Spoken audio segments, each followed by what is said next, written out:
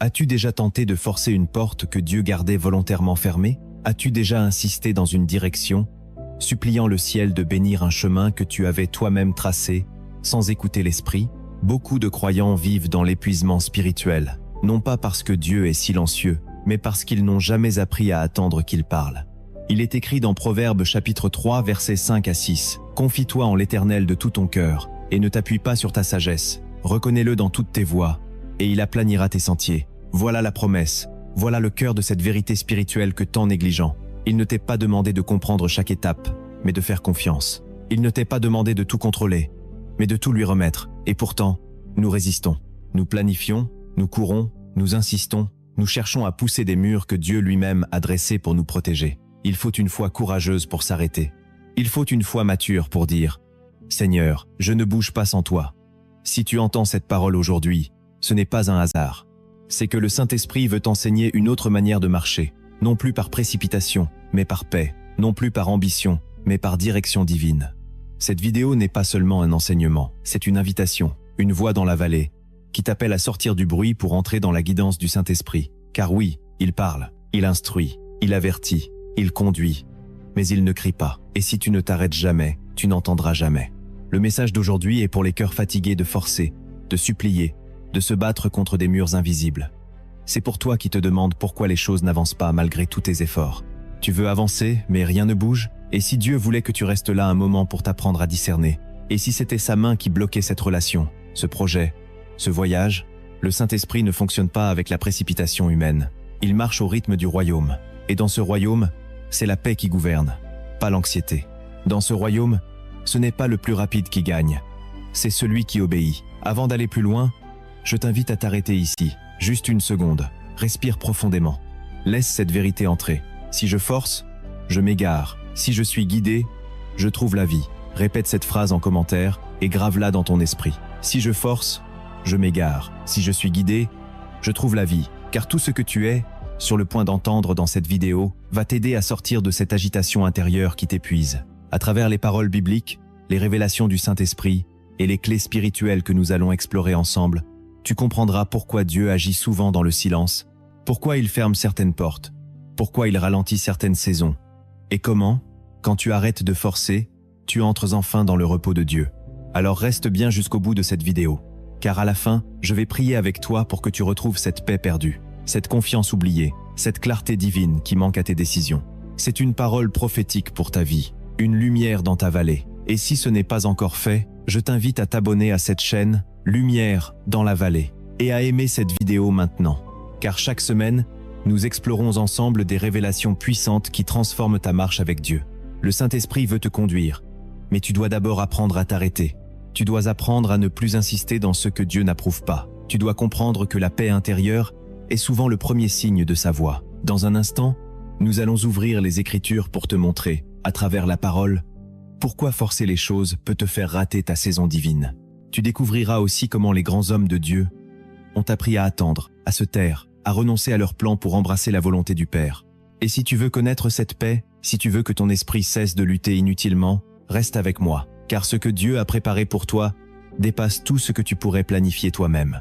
Tu n'as pas besoin de forcer pour que Dieu t'élève, tu as seulement besoin de suivre sa voie. À partir de maintenant, je t'invite à prêter une attention profonde. Ce message pourrait bien marquer le tournant de ta vie spirituelle, le moment où tu décides enfin de lâcher prise pour que Dieu puisse prendre pleinement le contrôle. Es-tu prêt à être guidé pas à pas par l'Esprit? Alors, allons ensemble dans les profondeurs de la parole.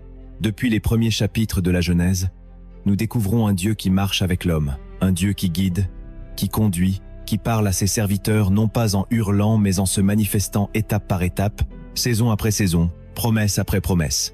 Le tout premier exemple de guidance divine se trouve dans l'histoire d'Abraham. Dieu ne lui donne pas une carte détaillée, ni une vision complète de son avenir.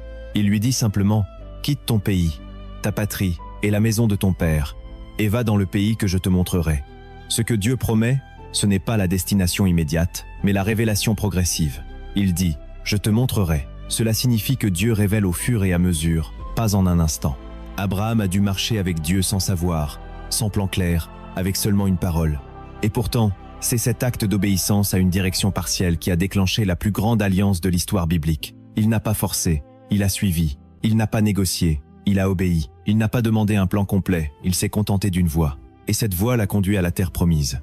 Plus tard, lorsque Dieu libère le peuple d'Israël d'Égypte, il aurait pu les faire passer par le chemin le plus court, celui qui longeait la mer Méditerranée. Mais il est écrit dans Exode chapitre 13, versets 10 à 7 à 10 à 8. Dieu ne les conduisit point par le pays des Philistins, quoique ce fût le plus proche, car Dieu dit « Le peuple pourrait se repentir en voyant la guerre et retourner en Égypte. » Dieu fit donc faire au peuple un détour par le chemin du désert vers la mer Rouge. Ce passage est bouleversant. Il révèle que Dieu ne choisit pas toujours la route la plus rapide, mais la route la plus sûre pour ton cœur.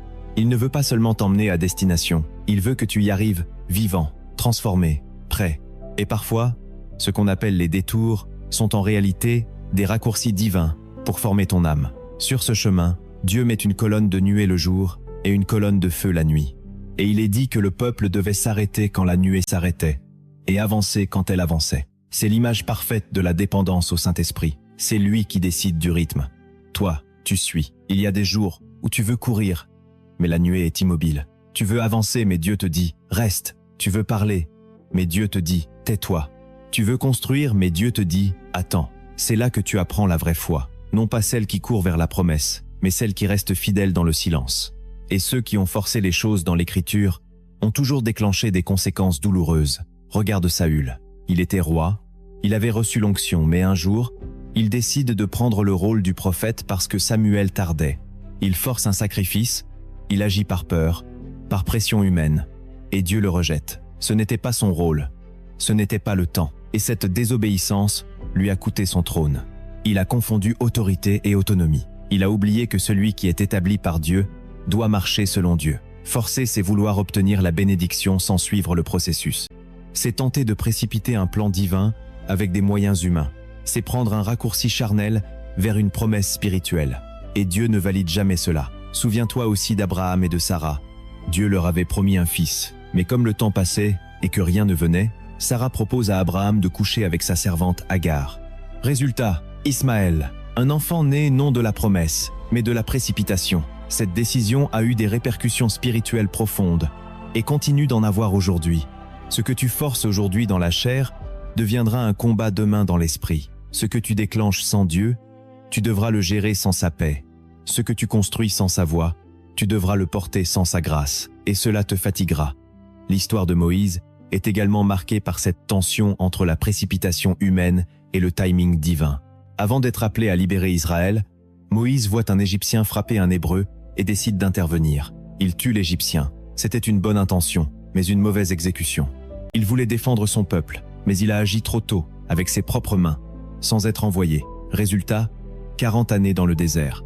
Il avait reçu une mission divine, mais il l'a réalisée avec une énergie charnelle. Dieu ne bénit pas ce que tu fais de ta propre initiative. Même si ton cœur est sincère, il bénit ce qui naît de son instruction. Voilà pourquoi le Saint-Esprit nous est donné, pour nous conduire dans toute la vérité, pour nous dire quand parler et quand se taire, quand avancer et quand rester. Le prophète Élie aussi a dû apprendre cela. Dans 1 Roi 19, après avoir vaincu les prophètes de Baal, il fuit Jézabel et se cache dans une grotte. Dieu vient à lui, mais pas dans le vent fort, ni dans le tremblement de terre, ni dans le feu. Il vient dans un souffle doux et léger. Voilà comment Dieu parle souvent, dans ce qui est calme, discret, non spectaculaire. Et si tu vis toujours dans l'agitation, tu ne l'entendras jamais. Jérémie, de son côté, parle de ce besoin de revenir aux sentiers anciens, aux chemins de repos. Il dit « Tenez-vous sur les chemins, regardez et demandez quels sont les anciens sentiers, quelle est la bonne voie, marchez-y, et vous trouverez le repos pour vos âmes. » Le Saint-Esprit n'est pas pressé, il est précis, il ne se précipite pas, il positionne. Et si tu veux être en accord avec lui, tu dois désapprendre la vitesse du monde pour apprendre la lenteur du royaume. Car dans le royaume, on ne court pas vers la réussite, on avance vers la volonté de Dieu. Et cela change tout. Jésus lui-même, le Fils de Dieu, le Verbe incarné, n'a jamais agi dans la précipitation. Chaque mouvement, chaque parole, chaque guérison, chaque confrontation avec les pharisiens, tout était dirigé par le Père et conduit par le Saint-Esprit. Il déclare en Jean chapitre 5 versets 10 à 9, « En vérité, je vous le dis, le Fils ne peut rien faire de lui-même. Il ne fait que ce qu'il voit faire au Père. » Voilà le modèle absolu de la dépendance. Jésus, rempli de puissance, pourtant ne se permet aucune autonomie. Il refuse l'indépendance spirituelle. Il attend, il observe, il discerne, puis il agit. Lors des noces de Cana, alors que le vin manque, sa mère lui dit « Ils n'ont plus de vin ». Et il répond « Femme, qu'y a-t-il entre moi et toi? Mon heure n'est pas encore venue ». Il sait qu'il ne doit rien faire en dehors de l'heure divine. Même pressé par l'émotion ou par les circonstances, il attend que le moment soit libéré par le ciel.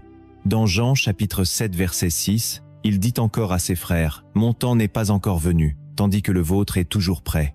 Il y a dans cette déclaration une vérité profonde. Le monde agit quand il veut, mais les enfants de Dieu attendent le moment de Dieu. Le monde vit selon ses envies, mais les disciples vivent selon le calendrier céleste. Le Saint-Esprit ne pousse pas à l'impatience. Il forme à la maîtrise, à l'alignement, à la sensibilité. Dans les Actes des Apôtres, c'est lui qui orchestre tout le développement de l'Église primitive. Paul, homme zélé, passionné, veut évangéliser toute l'Asie. Pourtant, il est écrit dans Actes chapitre 6 versets 6 à 7. Ayant été empêchés par le Saint-Esprit d'annoncer la parole dans l'Asie, ils traversèrent la Phrygie et le pays de Galatie. Arrivés près de la Mysie, ils se disposaient à entrer en Bithynie. Mais l'Esprit de Jésus ne le leur permit pas. Dieu bloque même de bonnes intentions si elles ne sont pas dans sa volonté parfaite. Paul ne fait pas le mal. Il veut prêcher. Mais Dieu dit, pas maintenant, pas là, pas comme ça. L'Esprit de Dieu ferme des portes. Et le disciple mature apprend à ne pas les enfoncer. Parfois, ton zèle peut être un obstacle. Tu veux faire le bien, mais tu ne discernes pas le temps. Tu veux parler, mais Dieu te demande de te taire. Tu veux bâtir, mais Dieu te dit d'attendre. Pierre, lors de l'arrestation de Jésus, sort son épée et coupe l'oreille du serviteur du souverain sacrificateur. Il agit avec passion, avec sincérité, mais sans être conduit. Jésus le reprend immédiatement. Remets ton épée à sa place. Il ne suffit pas d'être sincère, il faut être guidé. Le zèle non dirigé par l'esprit produit des dégâts. Le zèle sans sagesse tue des relations, ruine des appels, brûle des saisons entières. C'est pourquoi nous avons tant besoin d'être conduits pas à pas, sans forcer, sans précipiter, sans imposer. Dans Actes chapitre 8, Philippe reçoit une instruction simple. Va sur le chemin désert. Il obéit. Là, il rencontre un eunuque éthiopien en train de lire Ésaïe. Le Saint-Esprit lui dit « Avance et approche-toi de ce char. C'est une direction claire, discrète, spécifique, pas de bruit, pas de feu, pas de tremblement. Juste une voix qui dit « Avance ». Et cette obéissance conduit à une conversion historique. Dans Actes chapitre 10, Pierre est en prière. Il a une vision. Au même moment, Corneille a aussi une vision. L'Esprit coordonne. Il guide, il révèle, il connecte. Rien n'est forcé, tout est orchestré. Le disciple n'a qu'à obéir, un pas à la fois. Voilà le modèle. Mais aujourd'hui, dans un monde rapide, stressé, orienté vers la performance, il est difficile d'entendre cette voix. La culture pousse à agir, à produire, à prouver. Les réseaux sociaux nous comparent, les injonctions nous pressent, la peur nous manipule. Résultat, nous courons sans direction, nous bâtissons sans fondation, nous parlons sans inspiration.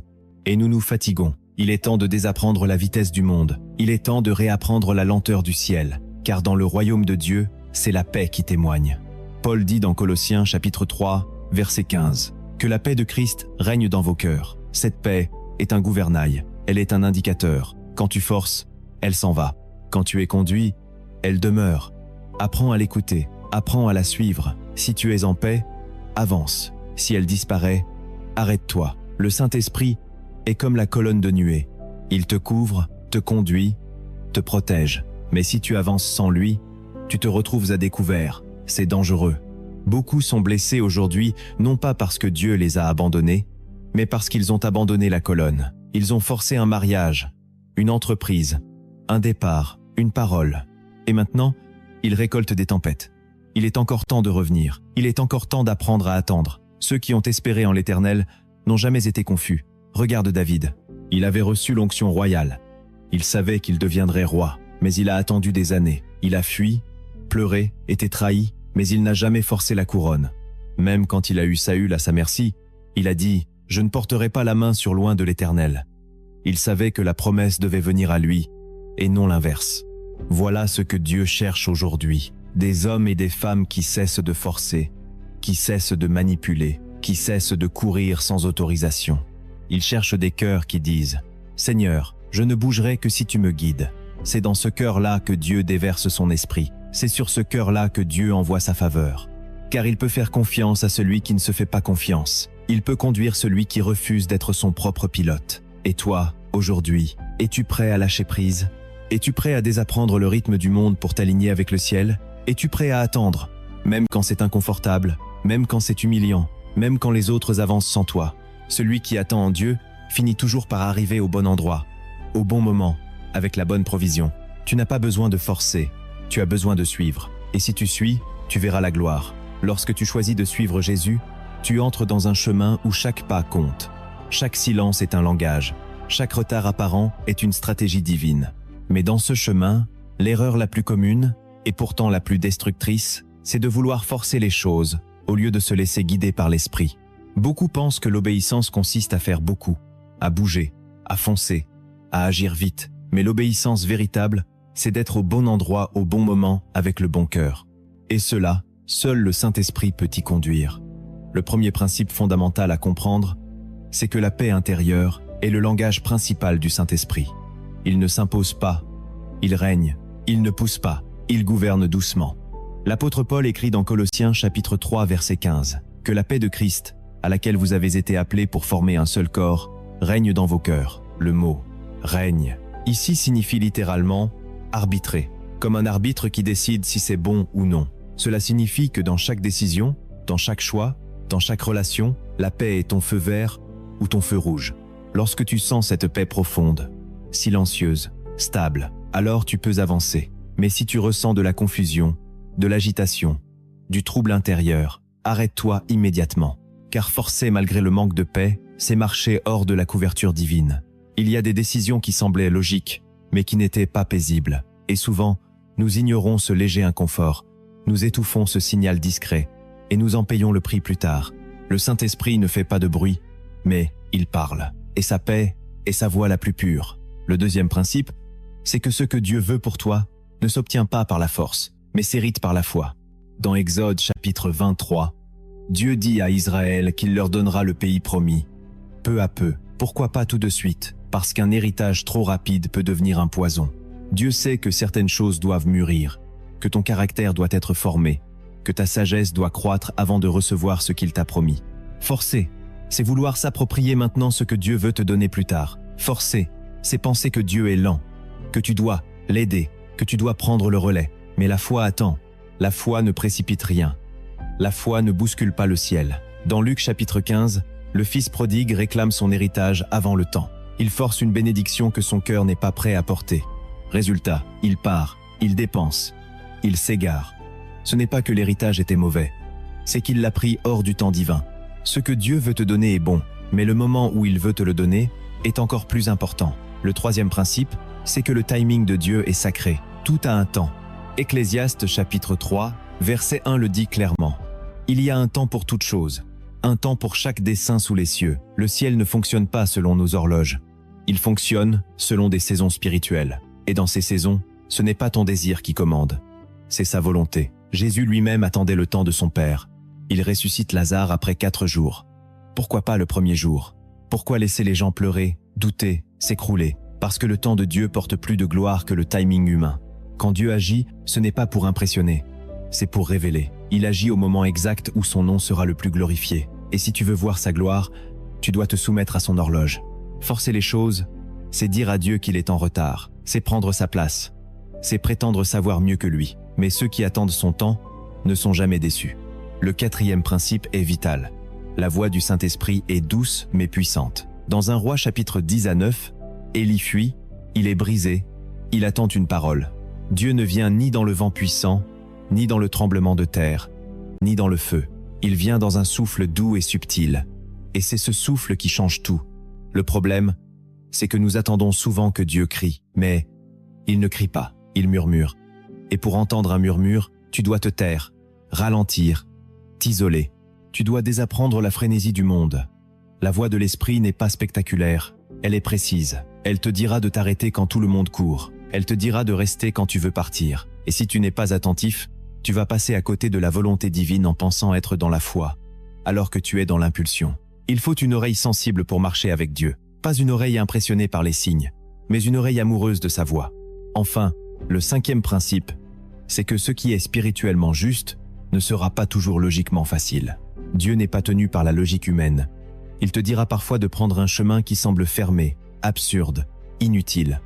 Il conduira Israël face à la mer Rouge, alors qu'il existait un autre itinéraire. Pourquoi? Pour manifester sa gloire. Car si le chemin était simple, tu penserais que tu t'en es sorti seul. Dieu aime te placer dans des impasses pour mieux se révéler comme la sortie. Et si tu refuses le chemin difficile, tu refuseras la manifestation surnaturelle. La logique te dira de fuir. L'esprit te dira de rester. La logique te dira de parler. L'esprit te dira de te taire. La logique te dira d'attaquer.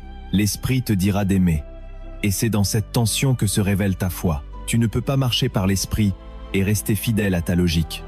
Tu dois choisir. Tu dois apprendre à dire « Ce n'est pas logique, mais c'est juste. Ce n'est pas rapide, mais c'est droit. Ce n'est pas facile, mais c'est guidé. » Et cette posture attire la faveur du ciel. Dieu se penche sur ceux qui s'alignent, pas sur ceux qui forcent. Ceux qui disent « Parle Seigneur, ton serviteur écoute. » Et non. « Agis Seigneur, car je suis pressé. » Voilà les 5 premiers piliers de cette révélation.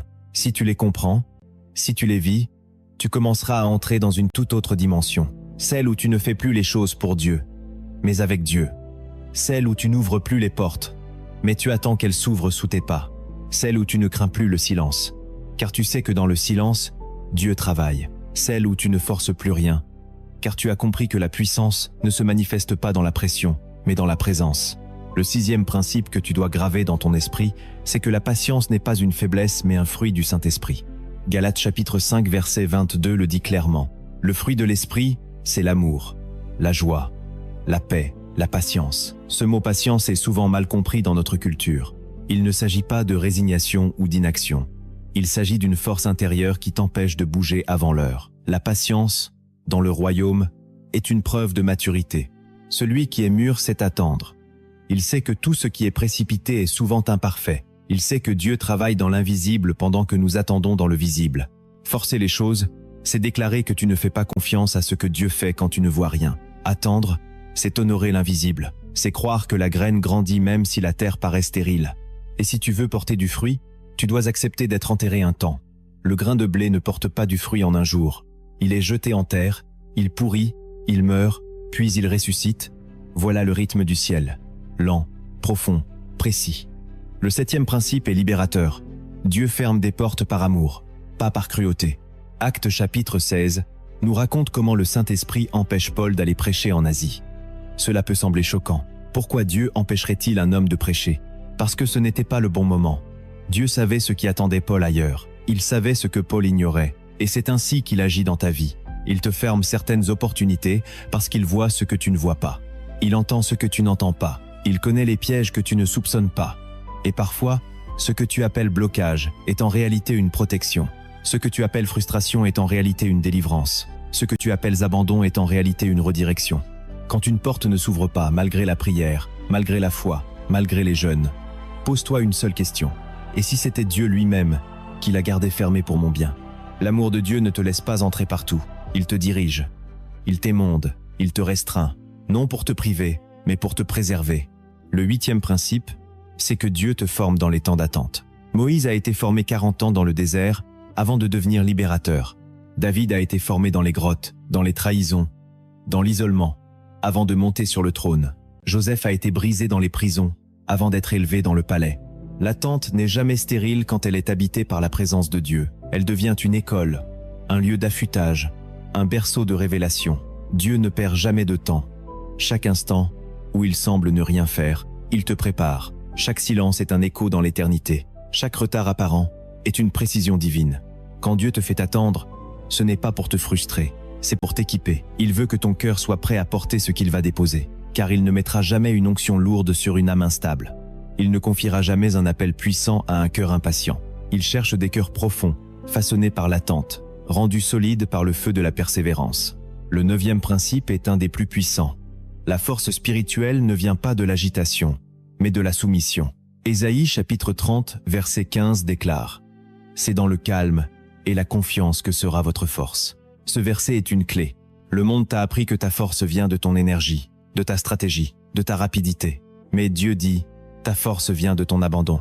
Plus tu t'agites, plus tu t'épuises. Plus tu luttes, plus tu t'éloignes de la source. Mais quand tu te soumets, quand tu acceptes de ne pas tout comprendre, quand tu choisis de rester sous sa main même quand elle semble pesante, alors sa force descend sur toi. Le Saint-Esprit ne descend pas dans le tumulte, il descend sur les cœurs alignés. Et quand tu entres dans cette soumission, tu deviens inébranlable. Non parce que tu as tout compris, mais parce que tu sais à qui tu appartiens. Tu avances dans le feu sans peur, parce que ta paix n'est plus liée aux circonstances, mais à la fidélité de Dieu. Tu traverses la vallée sans panique, parce que ta force ne vient plus de ton épée, mais de ton adoration. Le calme, ce n'est pas l'absence de combat, c'est la présence d'une confiance supérieure. Et c'est cette confiance qui te rend fort. Enfin, le 10e principe, c'est que la direction divine est quotidienne, pas mensuelle. L'Exode nous apprend que la manne tombait chaque jour, pas pour une semaine, pas pour un mois. Chaque matin, Dieu renouvelait sa provision. Pourquoi ? Pour que son peuple apprenne à dépendre de lui chaque jour. Et c'est pareil aujourd'hui. Dieu veut que tu le consultes chaque matin, pas une fois par an, pas seulement en période de crise, mais chaque jour.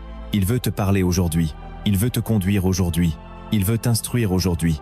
C'est une marche continue, pas un sprint spirituel ponctuel. Le Saint-Esprit ne veut pas être un conseiller d'urgence. Il veut être ton guide quotidien. Et si tu veux marcher selon sa voie, tu dois développer l'habitude de l'écouter tous les jours, de le chercher dès le réveil, de lui remettre tes choix, tes pensées, tes émotions. Il ne t'éclairera pas sur tout le chemin. Il te donnera juste assez de lumière pour le pas suivant. Il ne t'expliquera pas toute l'histoire. Il te dira « Avance, je suis avec toi ». Et c'est suffisant. C'est comme une lampe à tes pieds, pas un projecteur pour toute la route. Le juste vivra par la foi, pas par la prévision. Voilà les 10 piliers que tu dois bâtir dans ton cœur si tu veux cesser de forcer les choses et apprendre à te laisser guider par le Saint-Esprit. Chaque principe est une brique. Ensemble, ils construisent un sanctuaire intérieur où Dieu peut venir demeurer. Un espace de confiance, d'abandon, de discernement. Et plus tu habites dans cet espace, plus tu deviens libre. Libre de courir quand Dieu dit d'avancer. Libre de t'arrêter quand il te freine. Libre de renoncer à ce que ton âme veut pour recevoir ce que ton esprit attend. Libre de vivre non selon ce que tu peux forcer, mais selon ce que Dieu veut te donner. C'est là que commence la vraie vie spirituelle. Non pas dans l'agitation, mais dans la soumission. Non pas dans le bruit, mais dans la voix. Non pas dans le stress, mais dans la paix. Non pas dans la performance, mais dans la présence. C'est là que le Saint-Esprit veut t'emmener, pas à pas, jour après jour.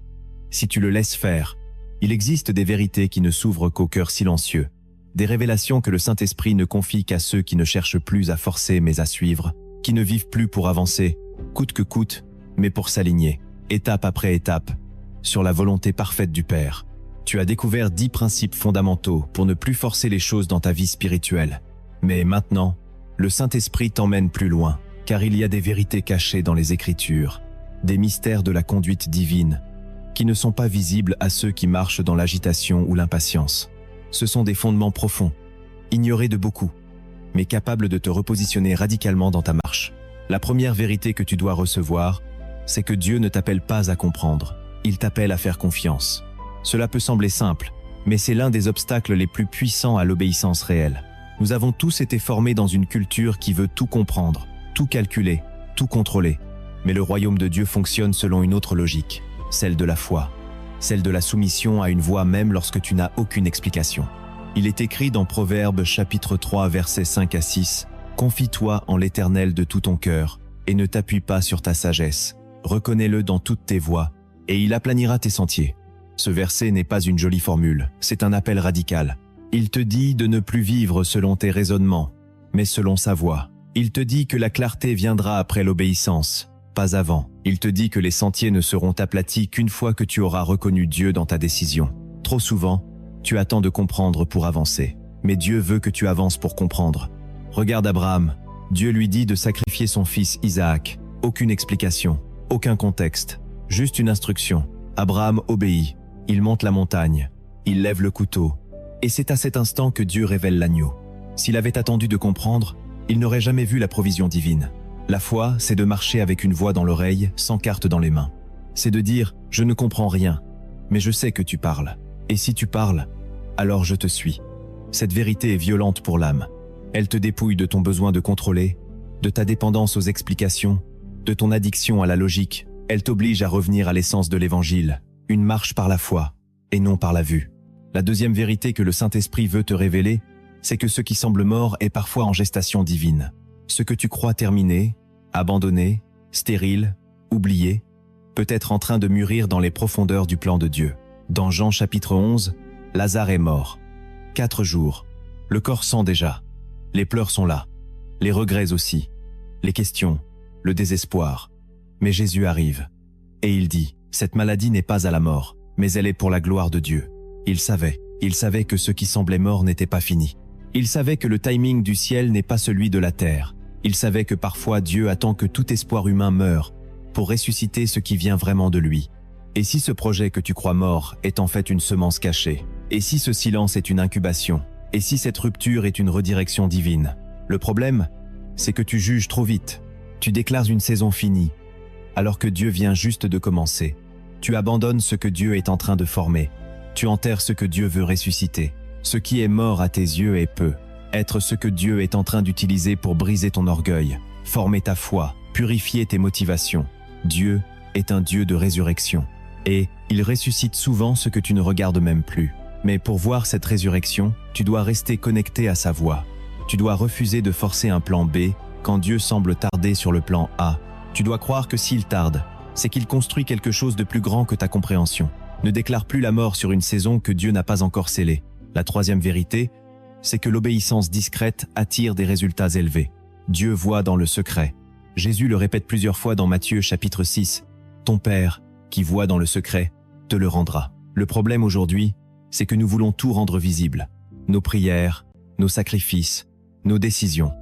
Nous voulons être reconnus, validés, félicités. Mais le ciel ne récompense pas le bruit, il récompense la fidélité. Ce que tu fais quand personne ne regarde a plus de poids que 1000 sermons. Quand tu dis non à une opportunité en apparence parfaite parce que le Saint-Esprit te dit d'attendre, Dieu voit. Quand tu refuses de forcer une réponse, de manipuler une relation, de t'imposer dans un projet, Dieu voit. Quand tu choisis la paix au lieu de la précipitation, même si personne ne le sait, Dieu le sait. Et il récompense. L'obéissance, ce n'est pas d'être spectaculaire, c'est de rester aligné dans le secret. C'est d'honorer une voix que seul ton cœur entend. C'est de dire, même si je ne comprends pas, même si personne ne voit, je choisis de t'obéir. Et c'est là que les plus grandes percées prennent racine. Pas dans les foules, mais dans les chambres. Pas dans les cris, mais dans le silence. Pas dans l'action visible, mais dans les décisions cachées. Si tu veux voir la gloire de Dieu, commence à obéir dans le secret. Commence à dire oui dans ton cœur, avant même que l'occasion ne se présente. Commence à développer cette sensibilité intérieure qui t'empêche de bouger sans feu vert céleste. Commence à aimer l'invisible, car c'est là que Dieu agit le plus puissamment. Ces 3 premières vérités vont à l'encontre de tout ce que la culture moderne enseigne. Elles brisent l'orgueil, elles déstabilisent la logique humaine, elles t'obligent à te poser, à t'humilier, à écouter à nouveau.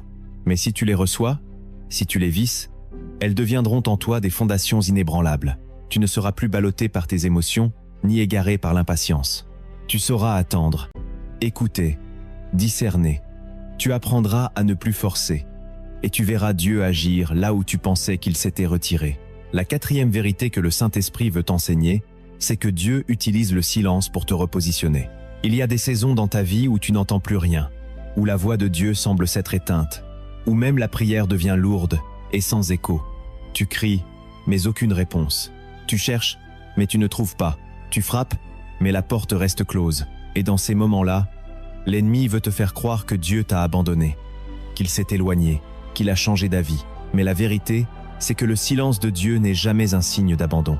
C'est souvent une stratégie pour te faire changer de posture, pour te forcer à t'arrêter, à examiner ton cœur, à discerner à nouveau. Regarde Moïse, 40 années dans le désert, sans voix, sans mission, sans direction. Il avait échoué, il avait fui, il avait cru que tout était fini. Mais dans ce silence, Dieu le formait. Dieu le vidait de lui-même pour mieux le remplir de sa présence. Ce silence n'était pas un rejet, c'était une réinitialisation. Et un jour, dans ce désert, un buisson brûle, sans se consumer. Et la voix revient. Mais cette fois, Moïse est prêt. Il est brisé, dépendant, attentif. Et Dieu lui confie la plus grande mission de sa vie. Le silence n'était pas un mur, c'était une invitation. Le silence de Dieu ne signifie pas qu'il s'est éloigné. Cela signifie souvent qu'il t'a mis à part pour te repositionner, pour ajuster ton regard, pour purifier ta source. Il veut que tu arrêtes de forcer une parole quand il t'appelle à écouter une direction. Il veut que tu arrêtes de chercher une action quand il veut t'enseigner une attitude. Le silence est souvent un message. Es-tu capable de le lire? Es-tu capable de rester dans le calme quand tout en toi veut bouger? C'est dans le silence que naissent les plus grandes transitions spirituelles. La 5e vérité, c'est que l'insistance humaine peut te faire rater la visitation divine. Dans Luc chapitre 10 à 9 verset 44, Jésus pleure sur Jérusalem et dit « Tu n'as pas reconnu le temps où tu as été visité. » Ces paroles sont tragiques. Le Fils de Dieu était là, en chair et en os. La promesse accomplie, le ciel descendu sur la terre, mais ils ne l'ont pas reconnu. Pourquoi? Parce qu'ils attendaient autre chose. Ils étaient trop préoccupés, trop aveuglés, trop attachés à leurs propres attentes. Et c'est encore ce qui arrive aujourd'hui, à force d'insister pour que Dieu agisse comme tu veux, quand tu veux, avec qui tu veux, tu risques de ne pas voir sa visitation réelle. Tu veux que Dieu parle dans le spectaculaire, mais il te visite dans le simple. Tu veux qu'il intervienne dans la foule, mais il te parle dans le désert. Tu veux une réponse extérieure, mais il travaille à l'intérieur. Et si tu forces, tu deviens sourd, tu t'obstines, tu insistes, tu t'imposes, et tu passes à côté. L'obstination spirituelle est une surdité déguisée. Elle refuse d'écouter autre chose que ce qu'elle espère. Mais Dieu n'est pas obligé de répondre à tes critères. Il agit selon sa sagesse. Il visite ceux qui l'attendent, pas ceux qui l'imposent. Es-tu capable de reconnaître sa visitation, même quand elle ne ressemble pas à ce que tu attendais? Es-tu capable de t'ajuster, de lâcher ton agenda pour embrasser le sien? La sixième vérité, c'est que Dieu cache parfois sa volonté dans l'ordinaire. Tu cherches des signes spectaculaires, tes rêves, tes prophéties, tes événements surnaturels. Mais Dieu, bien souvent, agit dans l'ordinaire, dans le quotidien, dans le discret. Exode chapitre 3 nous raconte que Moïse, alors berger, voit un buisson qui brûle sans se consumer. Ce n'est pas une grande apparition, ce n'est pas un tremblement de terre, c'est un détail, un petit feu étrange. Et il est écrit que Moïse dit « Je veux faire un détour pour voir ce phénomène ». Et Dieu, voyant qu'il s'était détourné pour regarder, lui parle. Voilà le secret. Dieu attend que tu t'arrêtes pour regarder ce qu'il fait dans l'ordinaire. Tu passes peu, être à côté de sa volonté, parce que tu ne regardes plus ce qu'il y a sous tes yeux. Tu cherches des portes ouvertes alors qu'il t'attend dans ta fidélité d'aujourd'hui. Il veut savoir si tu le reconnaîtras dans ta routine, dans ta famille, dans ton travail, dans cette rencontre simple, dans ce verset que tu as lu 100 fois. Il veut savoir si tu peux encore t'émerveiller devant un buisson qui brûle. Dieu se révèle à ceux qui prennent le temps de faire un détour, à ceux qui ne courent pas, à ceux qui observent. L'ordinaire est souvent le théâtre de l'extraordinaire divin. Et si tu arrêtais de chercher ailleurs et que tu regardais ici? Enfin, la septième vérité, c'est que le Saint-Esprit agit toujours avec ordre, jamais dans le chaos.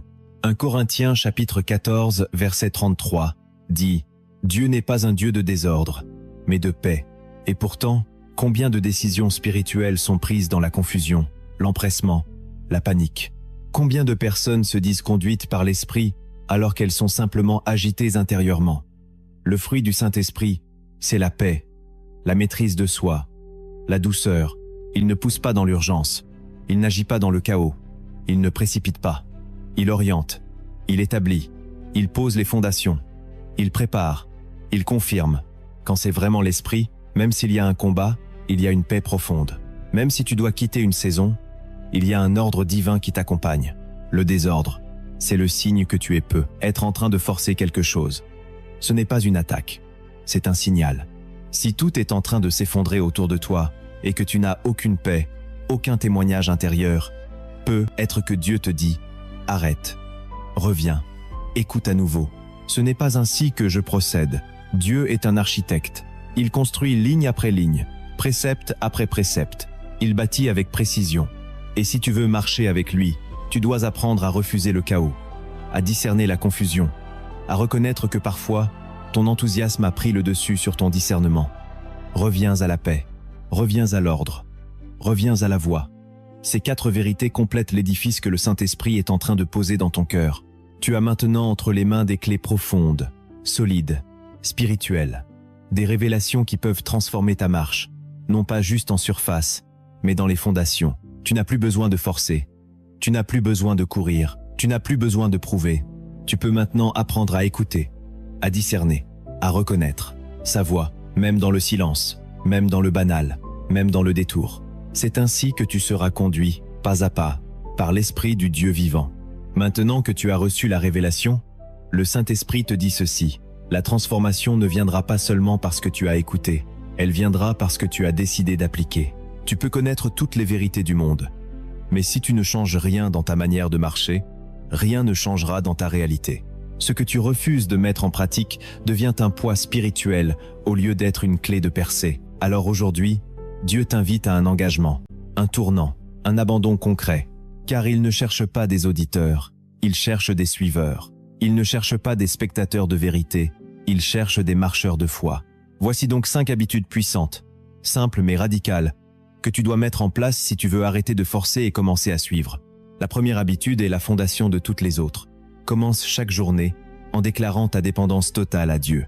Avant de regarder ton téléphone, avant de parler à qui que ce soit, avant même de penser à ce que tu dois faire, élève ta voix et dis à ton Créateur, « Seigneur, je ne veux rien faire aujourd'hui sans toi. Conduis-moi, parle-moi. Si tu ne vas pas avec moi, je ne veux pas avancer. » Cette déclaration change ton atmosphère intérieure. Elle repositionne ton cœur. Elle t'arrache à l'indépendance déguisée qui se glisse subtilement dans ta routine. La majorité des erreurs que nous commettons dans nos journées viennent du fait que nous avons oublié Dieu dès le matin. En t'agenouillant dès le réveil, en soumettant ta volonté, ton planning, tes rencontres, tes décisions, tu invites le ciel à régner sur ta terre. C'est dans cette posture d'abandon que le Saint-Esprit commence à te parler, à orienter tes pensées, à te freiner au bon moment. Si tu veux suivre la voie de l'Esprit dans les grandes décisions, commence par le suivre dans les petites choses. Déclare ta dépendance chaque matin et tu verras la différence. La deuxième habitude consiste à développer la sensibilité aux troubles intérieurs. Beaucoup de croyants demandent à Dieu de parler, mais quand il parle, ils ne l'écoutent pas. Pourquoi ? Parce qu'ils attendent une voix forte, un miracle visible, un rêve spectaculaire. Mais la majorité du temps, le Saint-Esprit parle à travers la paix ou son absence. Et c'est là que réside la clé. Tu dois apprendre à reconnaître le trouble intérieur, cette petite tension dans ton esprit, ce malaise sans raison, ce poids qui descend alors que tu étais en paix. Ce n'est pas une émotion, c'est un signal spirituel. C'est comme un témoin rouge dans le tableau de bord de ton âme. Quand tu t'apprêtes à dire oui, mais qu'un inconfort t'envahit, arrête-toi. Quand tu veux avancer, mais qu'un froid subtil t'envahit, réfléchis. Quand tout semble parfait à l'extérieur, mais que ton esprit est serré, ne force pas. Le Saint-Esprit utilise le trouble comme une barrière. Tu n'entendras peu, être pas une voix audible, mais tu ressentiras un nom divin. Et plus tu seras sensible à ce signal, plus tu seras guidé avec précision. Tu peux même t'entraîner. Avant chaque choix, ferme les yeux, respire et demande à l'Esprit de te montrer la paix ou le trouble. Il le fera, mais encore faut-il que tu l'écoutes. La troisième habitude est puissante, mais systématiquement en pause toute décision importante. Arrête de répondre dans l'émotion, dans la peur, dans l'excitation. Apprends à dire cette phrase simple mais radicale. Je vais prier avant de répondre. Cette seule phrase peut te sauver de milliers de regrets. Trop de gens s'engagent dans des projets, des relations, des investissements, des promesses, sans prendre le temps de consulter Dieu. Et ensuite, ils prient pour que Dieu les sorte du piège qu'ils ont eux-mêmes activé. Ce n'est pas comme ça que marche la marche par l'Esprit. Dieu veut que tu sois lent à parler, lent à décider, mais rapide à écouter. Avant de signer, de t'engager, de te lier, prends 24 heures minimum. Consacre-les à Dieu. Mets-toi à genoux. Ouvre la Bible. Écoute. Si la paix vient, avance. Si le silence persiste ou que le trouble s'installe, recule. Cette pause sacrée est une preuve de sagesse. Elle montre au ciel que tu choisis la volonté divine plutôt que la précipitation humaine. Le monde veut que tu réagisses vite. Le ciel veut que tu répondes juste. Ne te laisse plus manipuler par l'urgence. Sanctifie ton temps de décision. La quatrième habitude est un outil puissant que peu utilisent. Tiens un journal spirituel de guidance. Prends un carnet. Écris chaque décision importante que tu dois prendre. Note ce que tu ressens. Note la paix, le trouble, les versets que tu reçois, les rêves que tu fais, les pensées persistantes. Note les feux rouges. Note les confirmations. Au fil du temps, tu verras des schémas. Tu découvriras que Dieu te parle souvent d'une manière bien précise. Peut être par des versets répétitifs. Peut être par des impressions récurrentes. Peut être par des blocages soudains. Ce journal devient ton manuel de discernement. Il t'évite de tomber 2 fois dans la même erreur. Il te permet de relire, de reconnaître quand tu as forcé et comment Dieu t'a averti. Il t'aide à mieux entendre, à mieux te connaître et surtout, à mieux faire confiance. Car chaque page devient un témoignage de la fidélité de Dieu. Même dans tes erreurs, tu verras qu'il t'a parlé. Ce journal deviendra un trésor. Ne le néglige pas. Enfin, la 5e habitude est capitale. Cherche toujours la confirmation par la paix. jamais par les circonstances. Les portes qui s'ouvrent ne sont pas toujours les bonnes. Le succès visible n'est pas toujours le fruit de Dieu. Ce n'est pas parce qu'une opportunité est belle qu'elle est bénie. Ce n'est pas parce qu'une relation est facile qu'elle est voulue par le ciel. Tu dois apprendre à discerner avec ton esprit, pas avec tes yeux. L'ennemi peut aussi ouvrir des portes. Il peut aussi te flatter. Il peut aussi déguiser un piège en opportunité. C'est pourquoi le seul critère infaillible, c'est la paix. Cette paix surnaturelle, stable, qui ne dépend pas des circonstances. Quand tout est confus dehors, mais que ton esprit est tranquille, c'est un signe. Quand tout semble aligné dehors, mais que ton cœur est agité, c'est un avertissement. Tu dois cesser de chercher des signes extérieurs. Cherche la paix. Demande au Saint-Esprit de la manifester. Refuse d'avancer si elle n'est pas là, même si tout semble logique. Même si tout le monde te pousse. Même si tu veux y croire. La paix est ton arbitre. Elle est ton feu vert. Elle est ton garant spirituel. Ces 5 habitudes sont simples. Mais si tu les appliques, ta vie changera. Tu ne seras plus ballotté par tes émotions. Tu ne tomberas plus dans les pièges du diable. Tu n'auras plus à forcer pour réussir. Tu deviendras une personne guidée, stable, alignée. Et cela deviendra ta plus grande force. Le monde te regardera et verra la différence. Tu rayonneras d'une paix surnaturelle. Tu décideras avec sagesse. Tu marcheras avec autorité, pas parce que tu es parfait, mais parce que tu es conduit. Voilà ce que Dieu attend. Pas des héros pressés, mais des enfants alignés. Commence aujourd'hui, mets en place ces habitudes et laisse l'esprit prendre le contrôle. Lorsque tu décides de ne plus forcer les choses et de te laisser guider par le Saint-Esprit, ta vie commence à manifester des signes qui ne trompent pas. Ces signes ne sont pas toujours spectaculaires, mais ils sont puissants. Ils ne s'affichent pas toujours en public, mais ils transforment ton intérieur. Ils sont les fruits visibles d'une vie invisible soumise à Dieu. Le premier de ces fruits, c'est une paix profonde et constante, même au milieu des tempêtes. Cette paix n'a rien à voir avec le calme extérieur. C'est une paix surnaturelle, stable, enracinée dans la certitude que Dieu est au contrôle. Elle ne dépend pas de ce que tu vois. Elle ne dépend pas de ce que tu ressens. Elle est la marque de sa présence. Jésus dormait dans la barque pendant que la tempête faisait rage. Les disciples paniquaient, mais lui, le prince de la paix, dormait. Pourquoi ? Parce qu'il savait qu'il était dans la volonté parfaite du Père. Et lorsque tu es conduit par l'Esprit, même si les vagues grondent, ton âme demeure paisible. Tu n'as plus besoin de paniquer, tu n'as plus besoin de contrôler. Tu sais que celui qui t'a envoyé est aussi celui qui t'accompagne. Et même si la barque tangue, tu reposes dans sa paix. Ce fruit est un signe puissant pour le monde. Ils verront que tu n'es pas ébranlé. Ils verront que tu ne réagis pas comme eux. Et ils te demanderont « D'où vient cette stabilité ?» Et tu leur répondras « Elle vient de celui qui marche avec moi. » Le deuxième fruit, c'est la clarté progressive dans les décisions. Lorsque tu forces les choses, tout est flou, confus, contradictoire. Mais quand tu suis le Saint-Esprit, tu commences à discerner. Tu vois des choses que tu ne voyais pas avant. Tu reçois des confirmations que tu ne demandais même pas. Tu ressens quand c'est oui, tu discernes quand c'est non. Et surtout, tu n'as plus besoin de tout comprendre tout de suite. Tu avances pas à pas. Dieu éclaire le chemin comme une lampe à tes pieds, pas comme un projecteur sur toute la route. Tu acceptes de ne pas voir la fin. Tu avances avec ce que tu as, et ce que tu as suffit. La clarté devient ton compagnon. Tu ne doutes plus sans arrêt. Tu ne tergiverses plus pendant des jours. Tu entends, tu pèses, tu choisis, et même quand tu hésites, tu sais comment revenir à la paix. C'est une maturité nouvelle qui naît en toi. Tu deviens un homme, une femme, qui sait où il va, non parce qu'il contrôle, mais parce qu'il est conduit. Le troisième fruit, c'est que des portes commencent à s'ouvrir sans efforts humains. Tu n'as plus besoin de frapper à 100 portes. Tu n'as plus besoin de manipuler les gens, de te vendre, de courir après les opportunités. Les opportunités viennent à toi. La faveur divine te précède. Les connexions se créent sans que tu les aies cherchées. Les bonnes personnes arrivent au bon moment. Les finances tombent du ciel là où tu t'attendais à une sécheresse. Pourquoi ? Parce que tu n'es plus dans le système du monde. Tu es dans le système du royaume. Et dans le royaume, c'est Dieu qui ouvre. C'est Dieu qui élève. C'est Dieu qui positionne. Quand tu arrêtes de forcer, tu entres dans le repos. Et dans ce repos, la grâce agit.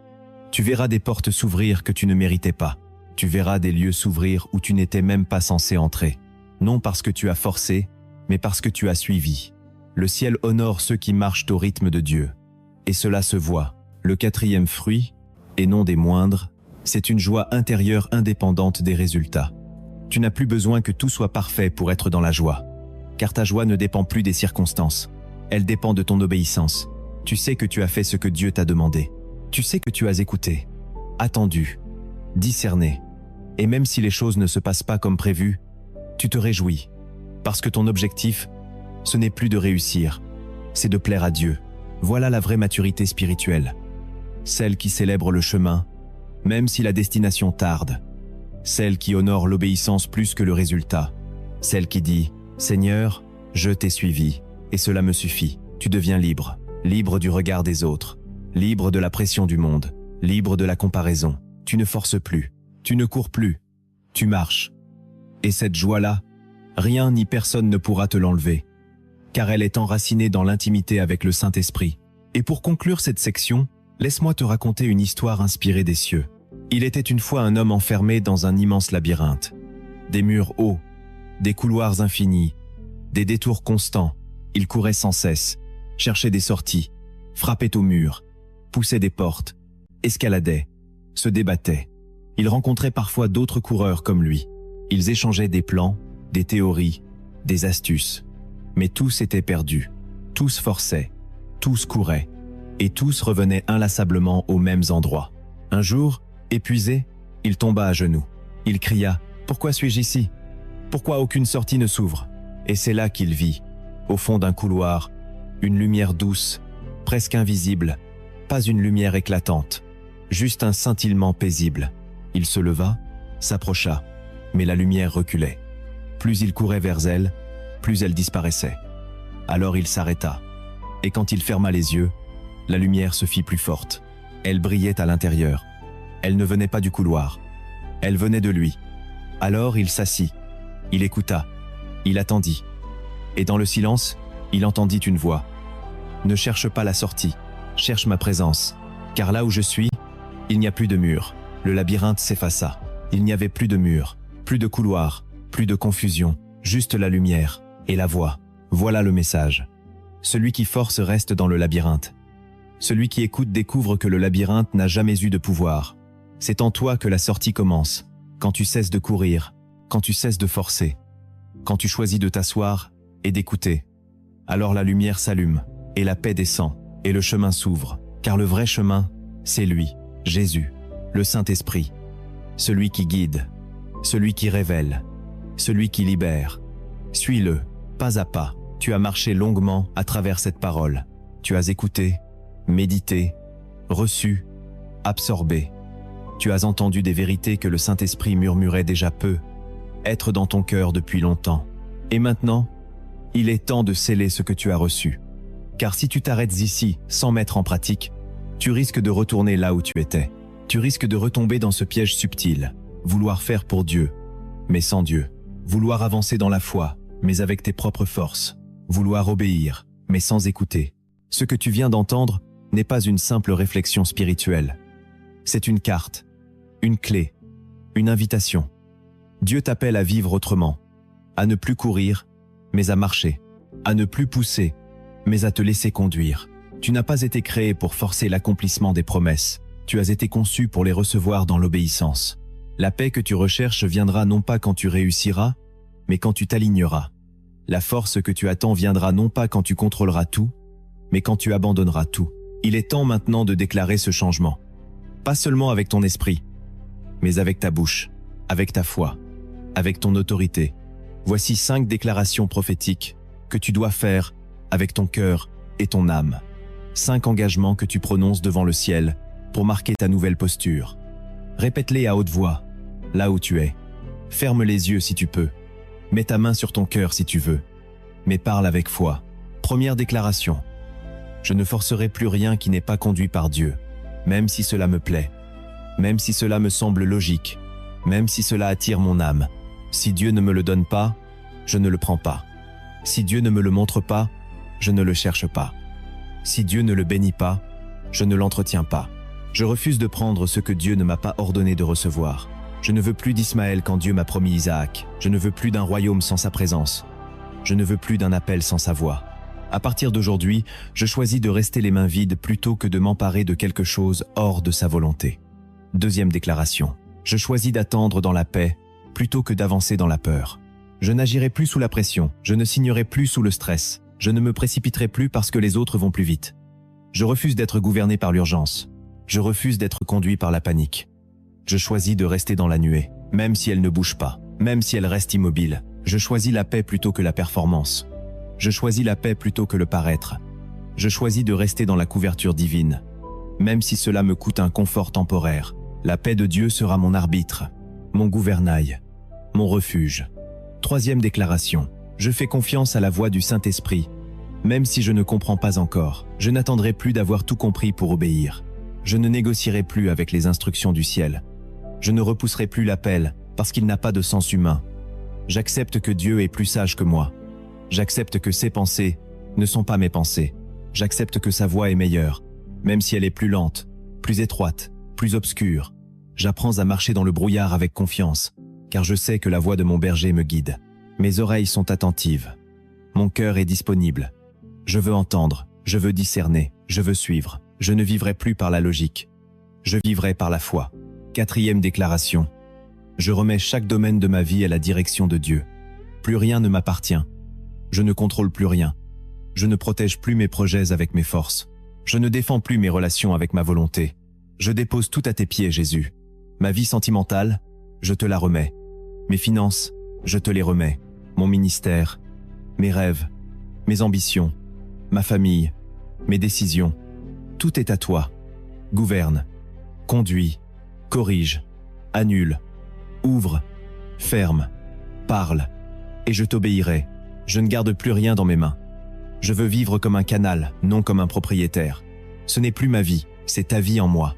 Cinquième déclaration. Je vis désormais selon le rythme du ciel, non la vitesse du monde. Je ralentis, j'écoute, je contemple, je m'aligne, je ne me compare plus, je ne me justifie plus, je ne cours plus après l'accomplissement. Je choisis de vivre chaque jour selon le calendrier du ciel. Si Dieu veut que j'attende 10 ans, j'attendrai. S'il veut que je reste dans le désert, je resterai. S'il veut que je me taise, je me tairai, car je sais que chaque saison porte sa gloire. Chaque étape porte sa sagesse. Chaque moment d'arrêt porte une semence éternelle. Je ne suis plus esclave du temps, je suis serviteur de la volonté divine. Ces déclarations ne sont pas de simples mots, elles sont des pactes spirituels, des réajustements profonds, des engagements sacrés. Et si tu les as prononcés avec foi, sache ceci, le ciel a entendu, les anges l'ont noté, le Saint-Esprit a commencé à agir, tu as franchi un seuil. Tu es passé de la résistance à la reddition, de la précipitation à la paix, de l'impatience à la confiance. Et cette nouvelle posture attirera une nouvelle faveur, car Dieu bénit toujours ceux qui choisissent de marcher à son rythme. Tu verras des choses se réaligner, tu verras des pensées changer, tu verras des directions se clarifier. Et tout cela commencera, non parce que tu as bougé, mais parce que tu t'es arrêté, non parce que tu as forcé, mais parce que tu as laissé l'esprit souffler. Prépare-toi, le vent va souffler, le calme va revenir, la clarté va descendre, et ta vie ne sera plus jamais conduite comme avant. Seigneur Jésus, me voici, j'ai forcé, j'ai insisté, j'ai poussé, j'ai couru. J'ai tenté d'ouvrir des portes que tu gardais fermées. J'ai voulu construire des choses que tu n'avais pas autorisées. J'ai souvent confondu mon zèle avec ta volonté. J'ai cru bien faire, j'ai agi par peur, par impatience, par orgueil parfois. Et je reconnais aujourd'hui que je me suis égaré. J'ai pris des chemins que tu ne m'avais pas montrés. J'ai défendu des projets que tu ne bénissais pas. J'ai supplié pour des choses que tu voulais me protéger de vivre. Et aujourd'hui, je veux me repositionner. Je veux revenir. Je veux déposer mes armes. Je veux poser mon cœur sur ton autel et dire « Conduis-moi, enseigne-moi à ne plus forcer. Enseigne-moi à écouter. Enseigne-moi à attendre. Enseigne-moi à discerner. Enseigne-moi à dépendre. J'ai besoin de ton esprit pour me rééduquer. J'ai besoin que tu nettoies ma pensée, que tu déprogrammes mes automatismes, que tu purifies mes réflexes. J'ai besoin que tu me libères de cette urgence intérieure, de cette peur de rater, de cette angoisse de ne pas être à la hauteur. Je ne veux plus m'appuyer sur ma propre intelligence. Je ne veux plus planifier ma vie sans ta voix. Je ne veux plus m'engager dans des directions où ta paix n'habite pas. Je t'ouvre tout, Jésus. Absolument tout. Mes souvenirs, mes erreurs, mes choix, mes ambitions, mes émotions, mes décisions, mes frustrations, mes délais, mes blessures, mes questions sans réponse, mes silences, mes élans, mes doutes, mes projets, je les pose à tes pieds. Tu es mon Seigneur, pas seulement mon Sauveur. Tu es mon Maître, pas seulement mon Libérateur. Tu es mon guide, pas seulement mon refuge. Je te donne la main, prends-la, Conduis-moi là où je ne comprends pas. Conduis-moi là où je ne voulais pas aller. Conduis-moi là où je ne vois rien, car je préfère être dans la brume avec toi que dans la clarté sans toi. Je préfère ne rien voir, mais être certain que tu es là. Je veux ta voix plus que ta provision. Je veux ton regard plus que tes dons. Je veux ta direction plus que ton action. Je veux ton cœur plus que ton aide. Apprends-moi à aimer ta volonté. Apprends-moi à célébrer ton silence. Apprends-moi à obéir quand je n'ai aucune confirmation. Je veux vivre guidé, lentement s'il le faut, parfois à genoux, parfois dans l'attente, parfois dans la douleur, mais toujours conduit, toujours aligné, toujours collé à ton esprit, car je sais que tu ne me mènes jamais dans un lieu sans raison. Je sais que même tes arrêts portent la vie. Je sais que même tes lenteurs sont des stratégies d'amour. Je sais que même ton refus est une bénédiction. Alors je dis oui, un vrai oui, un oui profond, un oui nu, un oui total, un oui d'enfant, un oui d'adorateur, un oui d'intimité. Je ne veux plus avancer sans toi. Pas un pas, pas une décision, pas une phrase, pas une signature, pas un mouvement, pas une pensée, pas une parole.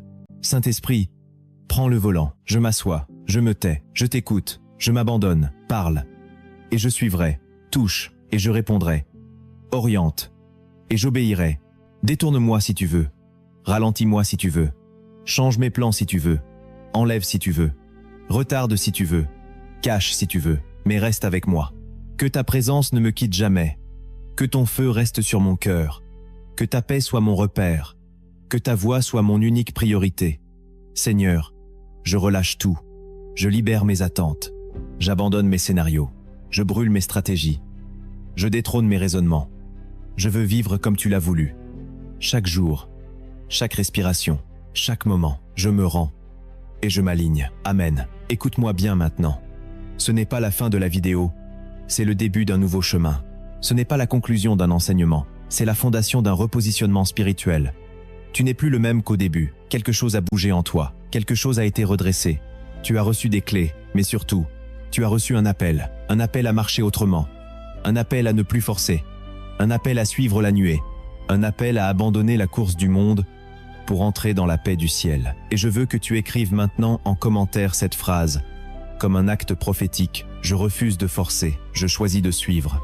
Écris-la, déclare-la, affiche-la, partage-la, car ce sera ton cri, ta bannière, ton rappel quotidien.